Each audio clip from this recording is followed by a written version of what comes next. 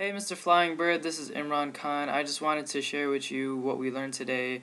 It's called Foreign Direct Investment, or FDI for short, and it's a really, really important concept in terms of globalization and helping your business expand into foreign countries. So I'll explain a little bit in the following slides on what it is and the different forms it comes in. So what is FDI? It's when a firm invests in production in a foreign country. So for example, when Walmart goes to China and builds a factory to produce its goods and exports and sells in the United States, that would be an example of foreign direct investment on Walmart's behalf, going into China, building that factory, and then producing the goods to sell elsewhere. So some examples are shown on your right of companies who have done this in various countries. Some are big names like HP, Coca-Cola, Dell, Intel, and IBM. So that's just a few to show you exactly how seriously companies take FDI. So there are three forms of FDI. One is called the greenfield investment. The second one is mergers and acquisitions, or M&A for short, and the last one is called joint venture. So greenfield investment, it's basically when you start from scratch in a foreign country. You do all the research yourself. You do all of the kind of establishing networks, building relationships, getting that first-hand experience, and conducting the investment basically yourself. You build the factory all by yourself. You don't get any help from any outside or external parties. So some of the pros is that you do all the research yourself. You know exactly the place you're going into. You know exactly how the local kind of customs, cultures, traditions are, as well as the law of the land. I mean, you get to build exactly what you want, how you want it. Some of the cons are that it can be labor intensive, it can be very capital intensive in terms of money and finances, and it can also be very time consuming also.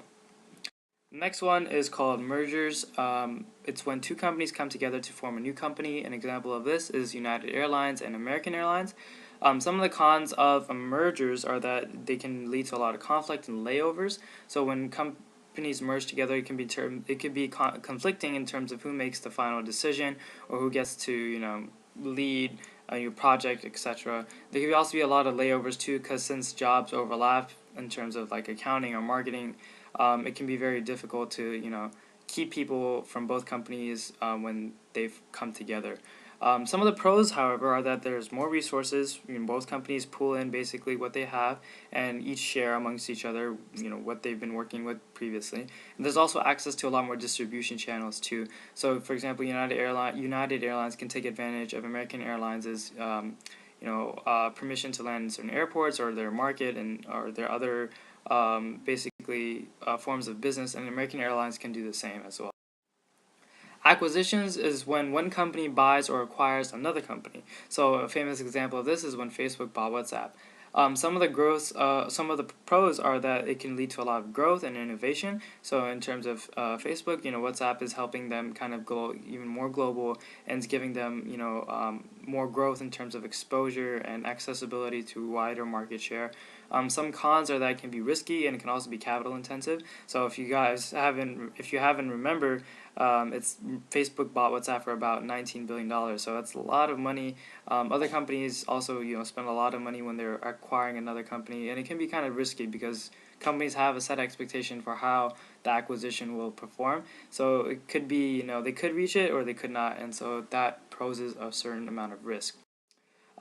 Joint ventures is another form of FDIs when two companies come together or partner together and stay as separate companies. So a famous example is Sony Ericsson, two companies that came together but maintain their separate brands, and that's definitely a pro brand reputation. Sony and Ericsson have their own kind of separate brand and while working together, and that maintains kind of clarity and distinctiveness.